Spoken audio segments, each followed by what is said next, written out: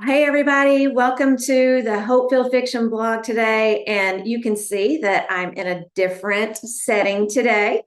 I'm actually in Black Mountain, North Carolina at the Blue Ridge Mountains Christian Writers Conference.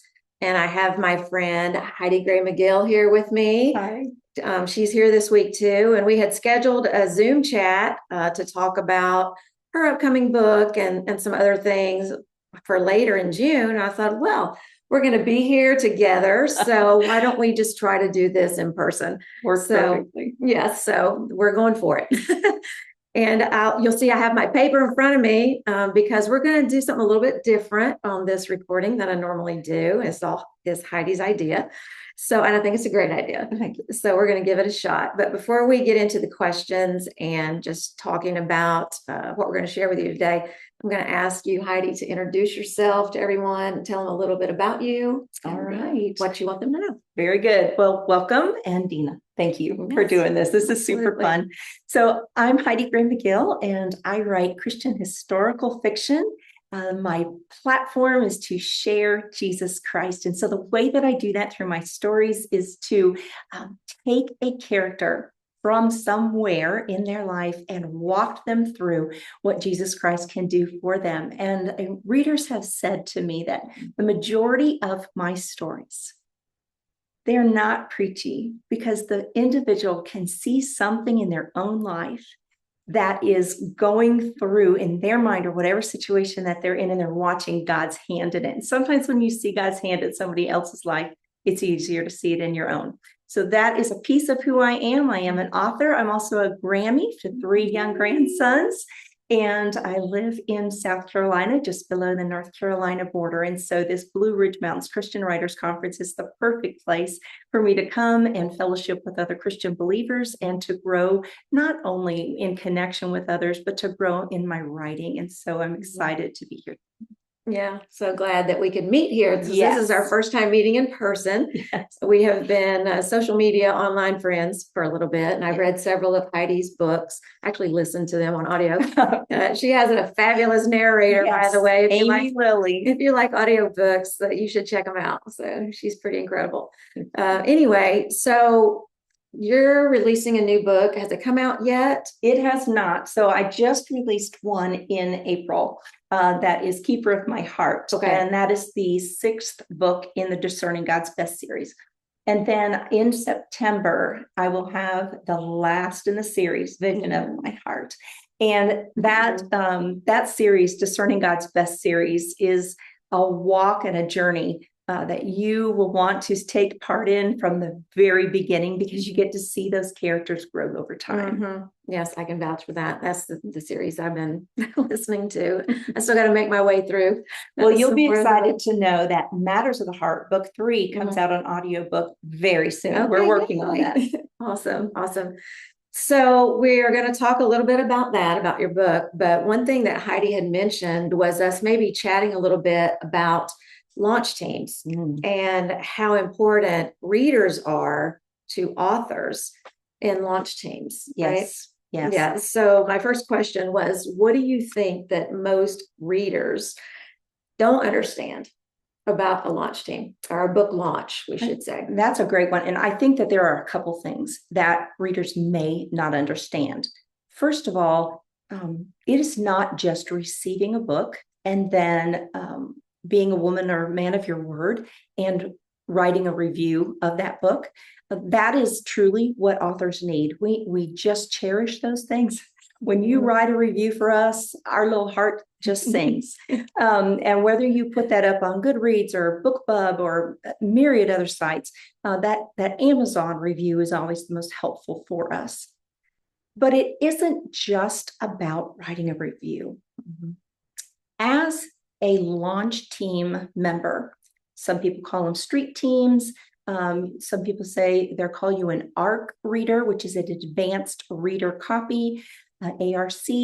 Those terms, they're all pretty much the same thing. But one very important piece to this puzzle is you are partnering with the author in the ministry of sharing their book to others. You are the cheerleader. You are the champion. You are the crusader.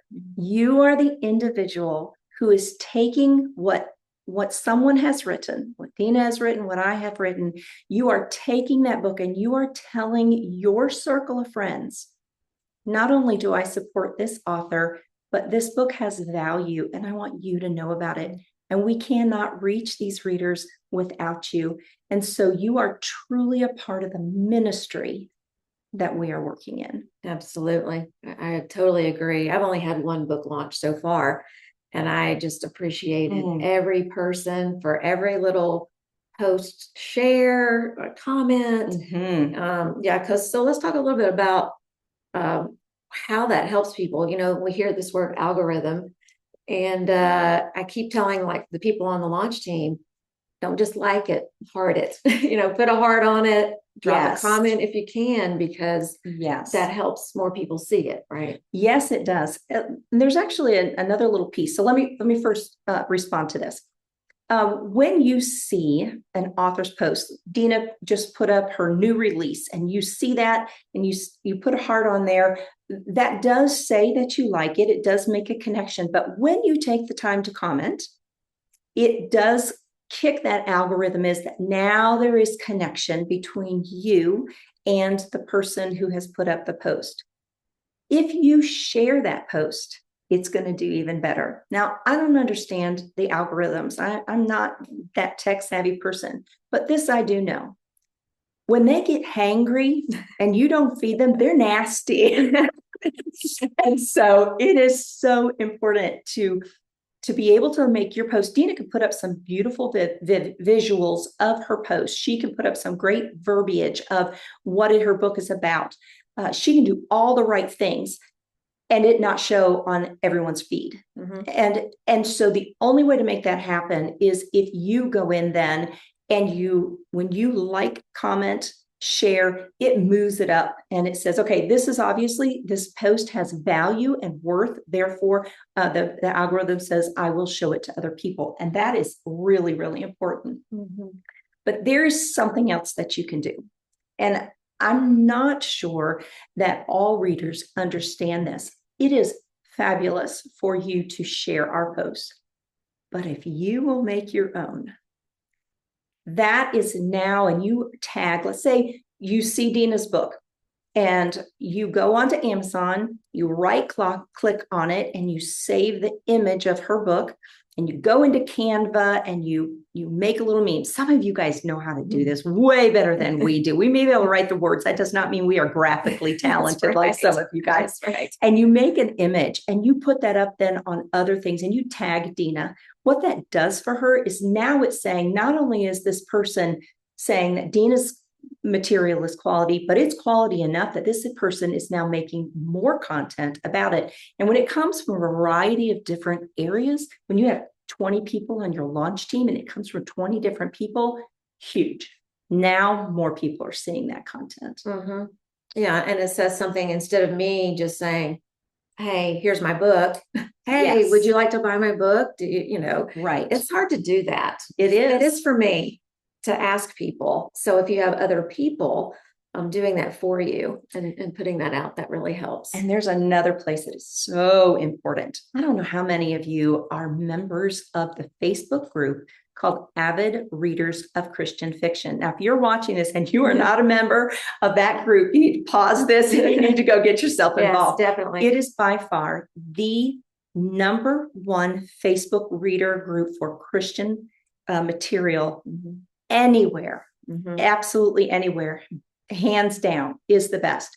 If you, let me give you an example. If you have a 13-year-old girl, she's reading at the college level, you don't want her to have all the smut in the books, but you want her to read Christian fiction, but she has this she kind of likes the sci-fi, and you don't know what to do, you write that in a post in that group, and dozens of other readers are going to respond to you. And it is the most gratifying feeling knowing that there are others that connect with you. You are not the only one that's going through this. But the real big deal is when someone says, do you know of a women's fiction book, contemporary, that deals with a certain subject? And someone in that group says, have you read Dina Adams' new book? And they tag her, and then Dina gets the opportunity to thank that individual. That's pretty key. But now Dina has not tooted her own horn. Yes. You, the reader, you are the one that has recommended that book. And so if you're one of those scrollers, head over to Avid Readers, go scroll, find a place where you can just love on an author by simply putting their book into that place that it best fits. Yeah, because that group is now what, around 18,000? No, they're over 20. Over 20,000 Yes, members. yes. And this is just Christian fiction. Yes. And often they will have interviews with some of the top individuals, some of those authors that you just would love to get to meet them. And those interviews are on there. Absolutely. All right. So we've talked a little bit about launching, but you've done several launches, right? So what do you enjoy about the launch? What comes natural to you? And then maybe one thing that's really hard for you to do in your launch? Nothing comes naturally. Dina, it is the hardest thing to toot your own horn. It is. It's very hard. It is. I know God called me to write. I know God called me to write, but it does not make it any easier to say, read my book. Yeah. So the way that I get my ARC readers is probably what makes it enjoyable. So I actually have some men, but I'll say women. I think I only have one man. These women are women of their word who have said, I may not be able to write the book, but man, can I partner with you to help you get your book out to others. And so they not only get a copy of the book, read it, and put up these reviews, they correspond with me. So they are part of my newsletter, which means they get to see the inside of who I am. They are part of my blog post. So they get to my blog post, Choosing Joy, is my spiritual side. Where am I growing spiritually? And so they get to interact with me there. They take the time to respond to my Facebook posts. So because they're a part of all of these different things, these ladies have become my friends. And I don't, for example, you and I just met today in person. We've been friends for a while. And that's how I feel about my ARC team. If we were to meet, we would sit down over, whatever, coffee or tea or whatever, and we would just connect because we're already friends. We already know each other. We know they're each other's hearts. And knowing that these ladies have my back, I don't feel like I am tooting my own horn, because it would be no different than me going to Avid Readers and saying, you've got to read Dina's book. This fits perfectly into what you're saying. And I can say this to these ladies because they are doing this as their part of the ministry. What about you? Did you enjoy any certain part of your launch? Well, I did, because I'm naturally an administrative type person and very detail oriented. So I had several members of the teams that this is the most organized, well-done launch I've ever been part of. So I have to agree with that. She did really well. Encouraging. So the planning part was fun. It's really hard though for me to put the weekly tasks out there and to say, would you please like this on Goodreads? Would you put this on your want to read list? Would you follow me on Amazon? And like all the asks for things is very difficult. I have to agree. Yeah. Because, people have lives and they're just not all about my book like I am. Right. They have other things going on in their lives. But what is really good is when you do remind them and they respond, done. I mean, I don't need a whole long sentence, but they did. They followed me on BookBub. They followed me on Facebook. They shared my post on Instagram. So when they do that, and I know that they have responded to me, that is amazing. So this last launch that I did for Keeper of My Heart, I had 100% response. Now that doesn't always happen. Wow. Sometimes I know I've never had that happen before.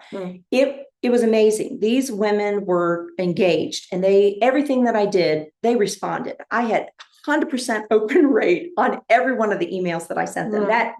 That's just very, very unusual. That never happens. But when it came to, so they had put up their BookBub and their Goodread and reviews, and then they'd also shared that in one of their reader groups, whatever reader group that they were in that a historical fiction fit in, that's where they put this. Well, when the book actually launched, then it's time to do your Amazon review.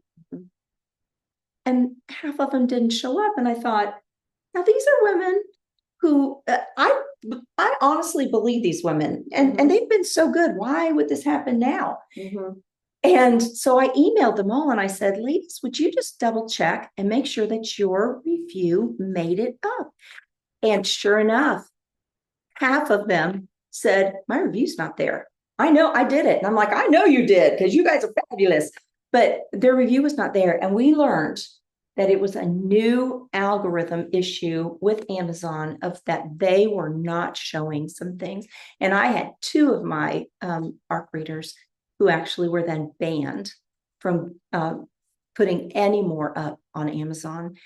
So it's discouraging for an author. It is. And Amazon is just constantly changing things, and it makes it hard. You know, they're looking at all the reviews saying, is this a family? Is this a friend?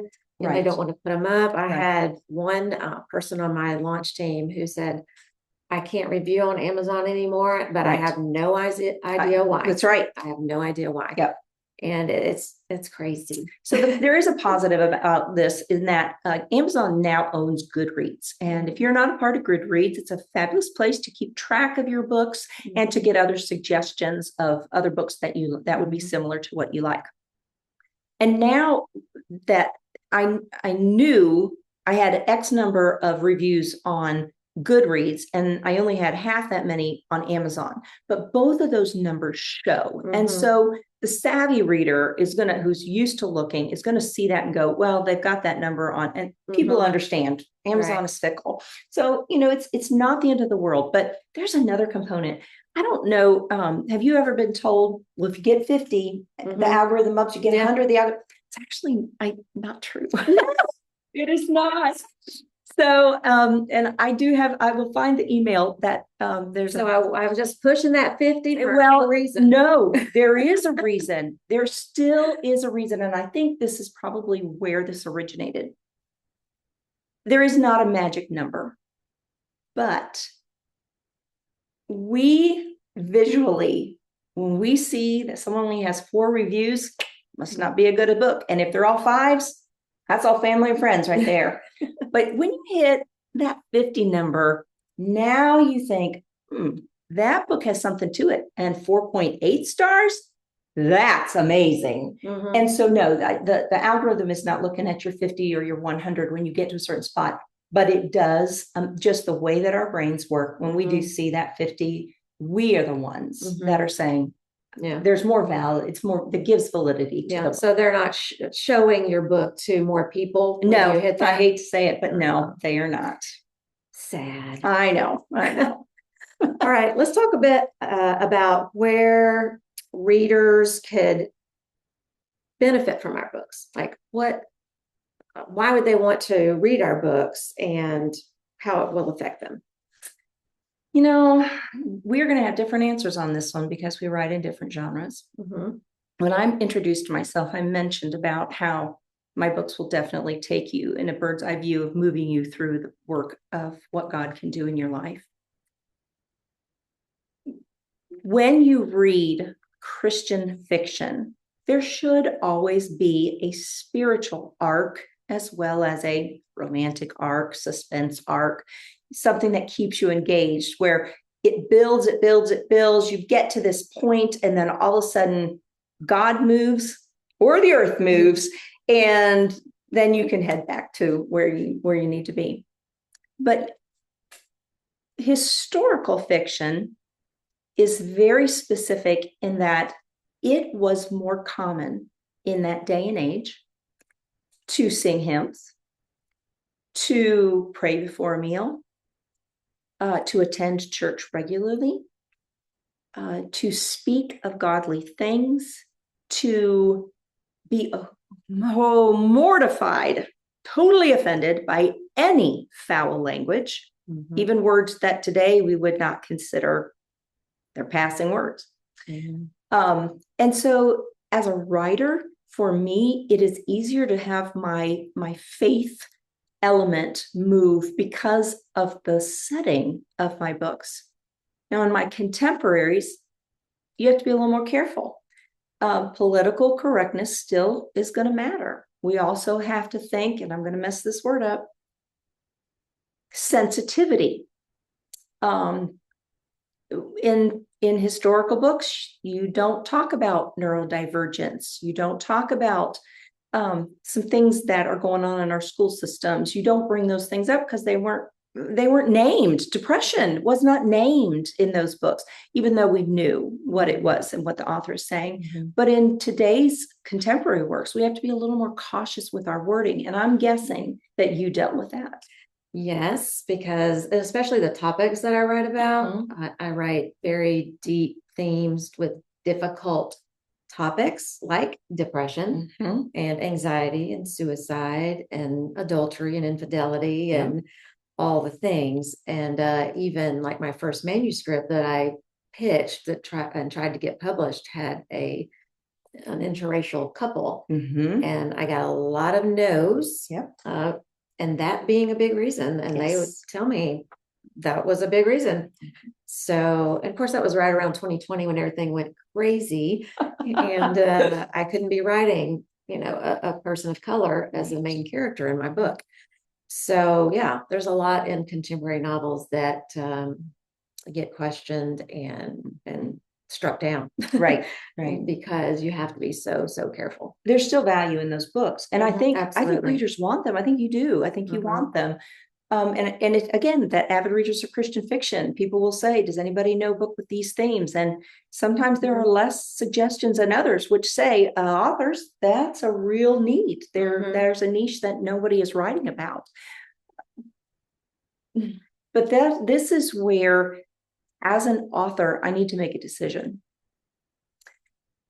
I know that God has called me to do this. No question in my mind. It's not easy. It's not even always fun. It's costly, not just my finances, but my time, my energy. It is time consuming. It is overwhelming. Somebody joked with me the other day and asked me if I talked to my characters. And I thought, well, not really, but they sure talk to me. I can't turn them off sometimes. But there are some options that authors now have. When we have something on our heart that we feel is important, sometimes traditional publishing is not necessarily the way to go, and indie publishing or independent publishing is the way to go. In fact, several of my friends who are traditionally published with some of our larger Christian publishing houses, they have chosen to go the indie route for a variety of reasons. But it used to be when I was growing up, and I'm not telling you my age, but I'm nearing retirement. It used to be that if it was an independently published book, it probably didn't have any value to it. And now today that is not true. So if you have been in that same boat, in those same shoes of not knowing, give some indie authors some tries, because they really do have some value. Yes, there are some phenomenal stories out there by indie authors. Yes. And now that I'm in the publishing world and seeing all the goings on and how much you actually make on your book that you slaved over for years, and you get the less percentage of anyone who's had their hands on the book. So that's a little discouraging. So that's another big reason I think some people are going indie, to actually make decent money, for what you're doing and all the time. It's not like we're trying to get rich. No, but we do have to feed ourselves to break even. I have not made it to that point yet of breaking even for all the money that I've spent so far. All right, so a little bit more about readers. What do you think readers really want besides just a good story? What do you think they want in a book? Boy, that's a great question. I think honesty, relatability. I'm going to go to the first book in my Discerning God's Best series is Desire of My Heart. Now, I have to say that that book is not perfect. Part of it is because I wrote it out of obedience, not out of craft knowledge. And it's not perfect. And I know that. But I have had enough reviews and enough emails to know that that book touched a very tender spot in many people's hearts, even though it's not perfect. Mm-hmm. So I know that when I'm reading a book and I see something, I'm like, oh man, how did an editor not catch that one? That's a pretty big one. Yeah, that sometimes can pull me out of the story, but there have been stories where I have been so engrossed in the story, so in that character's mind and in their head and in their shoes, that errors are less important to me. Mm-hmm. So I'd love to hear in the comments of what people think, if that's where you guys are, because I do believe that it's terribly important for us to get it right. We can go over that in a minute of that process that we go through, but I think it's important that a book is very well done and well written. But I also believe that God is going to use the words that I know he gave me to reach someone's heart. And even if it's just one, it's been worth it. Yeah. What's your thought? Yeah, I think readers want, in this day and age, I think people are looking for authenticity. Yes. And some transparency, and that's what I put a lot into my book, because my books are inspired by true things in my life or people that I'm close to. And so there's a lot of myself on the page, which is a vulnerable thing to do. Yeah. But I think that readers enjoy that. You can let me know if you agree with that. But I think I've gotten so many already. This has been the hugest blessing with the book out there now for about a month. I'm getting texts and messages and emails from people that are reading it, just saying, you don't know how this has blessed me and touched me. It's speaking to where I am right now in my life. I have a prodigal, and this just happened like 3 weeks ago. Our son moved out and doesn't want to live under our rules, and your book was such an encouragement to me. You hit on the hard subjects, and not all of us can do that. But if you haven't walked it, you can't write it. It's hard. It's a lot harder to, that's for sure. Yeah. To make it authentic. Yes. To your experience. So, I want that as a reader, because I was a reader way before I was a writer. And I love that in my stories, that I read, is just seeing that authenticity coming through in the characters, that they're real people. Right. And even though it's Christian fiction, Christians are not perfect. Christians are flawed as well. And we struggle with temptation and fall to sin sometimes. And we need forgiveness, and we need redemption and grace and all those things. So I think portraying that in fiction is really important. Yeah. And you just hit on something really important that I can understand about when you're writing women's fiction. And that is, sometimes we are so overwhelmed by our own circumstances that we cannot see not only God working, we can't see that at all, but we can't even see a way out. But when we read it, what you have done in your story is you have taken a character, and if I'm reading that book, I can see from a bird's eye view what God is doing. The character may not see it yet, but I'm like, no, God's there. Don't give up yet. Don't give up, because I can see through good writing how that character is walking through faith, and they don't even recognize God's in the midst yet. But there is then that opportunity where all of a sudden the reader says, that's right where I am, like you said. And you connect, and it may not even be your story, but it is still that you connect with the character. And I think that's what makes a story memorable and makes me want more from that author. Right. You can relate to them. Yes. I could see myself in that somewhere. A little bit, Well, sadly, our time is coming up to an end here. I could sit and talk all day. I know, we could. Right, we could talk all day. So in wrapping this up, I want to just kind of bring it around to your latest book. You said Keeper of My Heart. Keeper of My Heart, that just recently came out. And you're going to be giving away a copy. Yes, absolutely. To someone. So make sure you comment. So, you know what? I think that would be a good one. Comment. What is it that I really do want to know? What is it that makes a book important to you? What is it that makes you keep going and that makes you say, I got to read more. I need more. I would really love to know that. And then Dina will just pull someone out of a hat. Random winner. Yes. We'll contact you for the book. So your latest book, what makes you want to read a book? What do readers want? What is maybe one element of your book that a reader, maybe an emotional connection or something that might draw them to your book? Right. So there are two things, two characters in this book. Cecilia, she is a strong, independent woman who does not need a husband. And that's a little off of what most romances are. This story goes from almost an enemies to friends to lovers. That's considered a trope. Enemies to lovers is a very common trope. But this one, that friendship builds. I just had someone to say to me the other day that this is how they fell in love with their spouse.